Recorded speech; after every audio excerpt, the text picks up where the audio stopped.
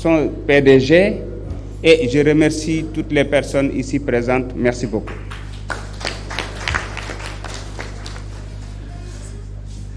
Merci beaucoup, El Malik. Je confirme que je suis originaire de Dara, même si je suis né à Dakar. Et je suis originaire de Dara, mes grands-pères, je fréquente tout le temps Dara, nous sommes de Dara Mbayen. Voilà, donc je confirme. À présent, je vais donner la parole à un membre fondateur de la Convention des jeunes reporters, dont le nom a été évoqué dans le livre de Moustapha Diop. Un homme également à qui un chapitre est consacré dans le livre, un journaliste, un confrère. Pape Alé Niang, vous avez la parole.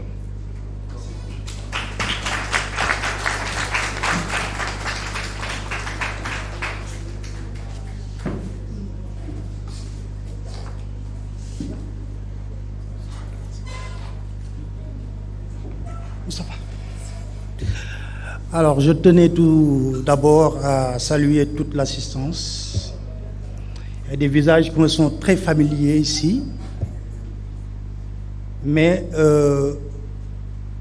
je tiens particulièrement à rendre un hommage à Moustapha Diop. Pour moi, Moustapha Diop n'est pas un confrère, mais un frère.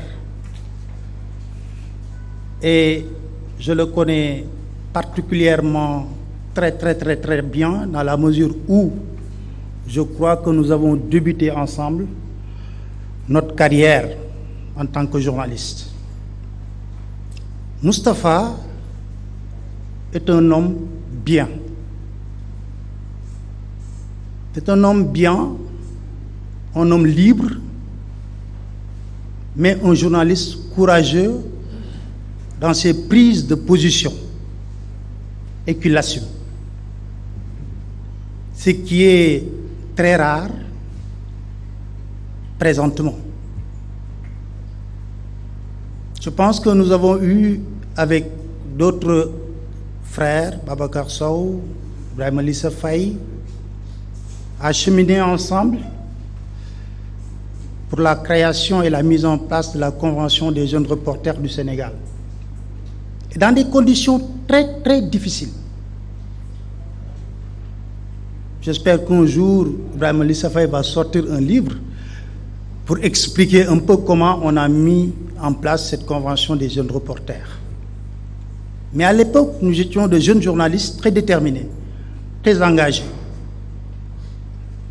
Et nous avons eu la chance ou la malchance d'avoir vécu très tôt beaucoup d'événements sous le règne du président Abdoulaye Wade, lesquels événements ont forgé en nous cette capacité de résilience par rapport aux épreuves.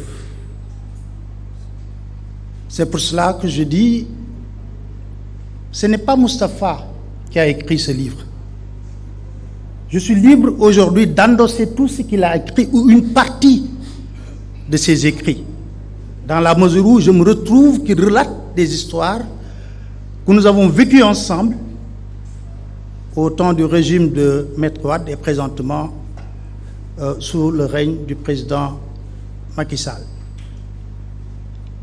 Et le courage de Moustapha, c'est cette capacité, comme l'a dit tantôt quelqu'un, à se lever au-dessus de toute considération pour chercher l'équilibre et être le journaliste qui donne l'information. Ce n'était pas évident du tout pour un homme de la presse écrite de pouvoir quitter la presse écrite, de faire un bonhomme de chemin au niveau de la télévision. Ce n'était pas du tout évident. Les réalités ne sont pas les mêmes. Mais il le sait très bien, sans cesse.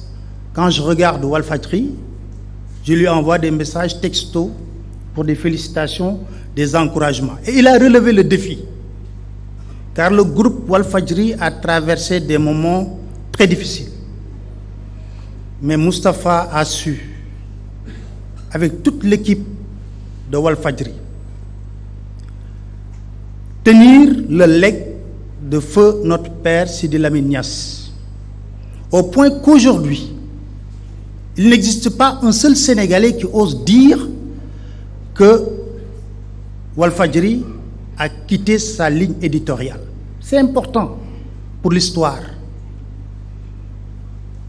Parce que si tel était le cas, vous aurez profané ce que toujours Sidi Lamine Niasse a pensé, que la presse doit être au service du peuple et non d'un pouvoir.